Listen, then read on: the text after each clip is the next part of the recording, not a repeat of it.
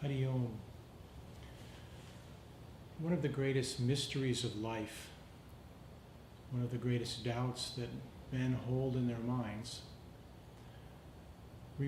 is about the mystery of life and death.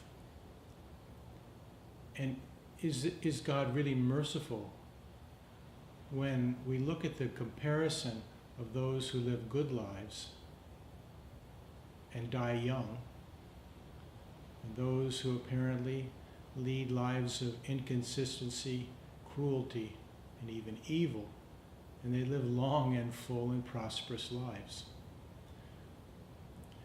So we come to feel a sense of cruelty against the acts of God. And this exact cruelty was felt once by Paramhansa Yogananda when he relates how he went to a movie theater one night and he was watching a story, an epic story, recounting the life and the death, the assassination of the President Abraham Lincoln. In the movie, toward the end, when Lincoln was shot, though Yoganandaji was completely aware and even had seen what Sri Ramakrishna and Sri Ramana Maharshi had conveyed to their disciples, that death is merely a myth. Death is just a facade, where really what happens is we move from one room to another room, and there is really no loss of the essence of our nature. But even so, Yogananda was fully cognizant of this. He felt great horror and great sadness at seeing, even though in a movie, the death, the cruel death of such a great and accomplished man, such a man of faith and a man of justice and truth. So at the end of the movie, he was thinking how awful that such a wonderful person had been assassinated in the prime of his life. And then, as said, he was feeling thoughts of cruelty against God. But then he thought, well, what to do? So he stayed in the theater a little bit longer, and after a few preliminary reels of news and various promotions, he saw the movie begin again. And this time from the beginning, he saw the life and times of the youth of President Lincoln. And as Lincoln grew and became great, Yoganandaji was again happy at the revelation that a great soul had entered the world and was about to bring an end to cruelty and war and freedom for the oppressed.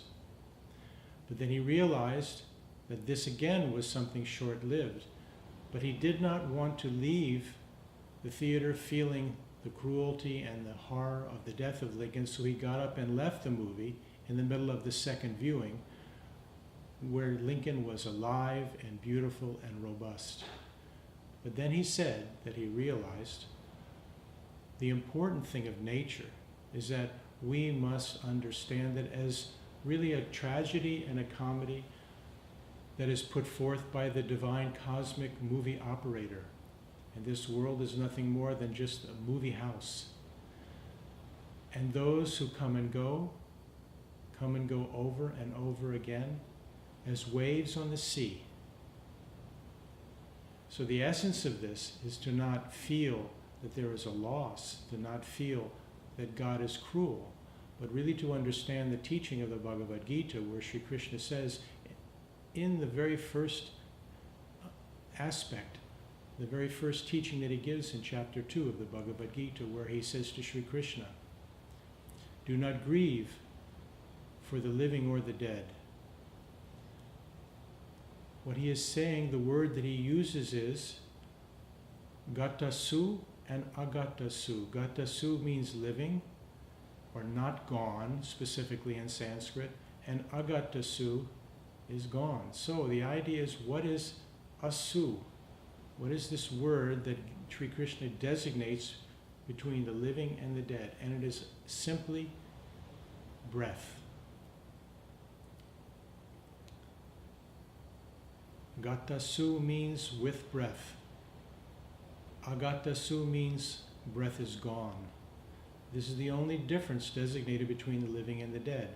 Therefore, the essence, the soul of man, moves on to a better world, to a higher place where the respiration is not required, where the soul can literally move in freedom and move in direct observance of its creator.